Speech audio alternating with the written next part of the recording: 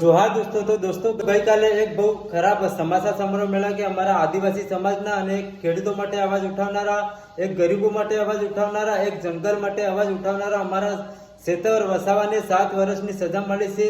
તો મેં તો બધાને કહું છું કે એવી રીતે એમની શું ગલતી કરી કે એમને 7 વર્ષની સજા મળી છે।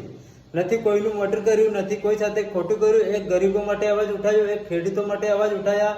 અવાજ ઉઠાવનારાને તમે દબાવી દો છો તો એવી ગલતી, એવી એટલી મોટી શું ગલતી કરી છે એમને? તો મેં બધા મારા આદિવાસી સમાજને એટલું જ કહેવા માંગુ છું કે તમે એમની સાથે ઊભા રહો, એમના માટે અવાજ ઉઠાવો, એમની સાથે ઊભા રહો, એમનો સાથ આપો, વિડીયો બનાવો અને સોશિયલ મીડિયામાં શેર કરો અને અવાજ ઉઠાવો અમારા આદિવાસી સમાજ માટે અને અમારા ખેતર વસાવવા માટે। કેમ કે ગરીબો માટે અવાજ ઉઠાવે છે, એમનો અવાજ દબાવવામાં આવે છે।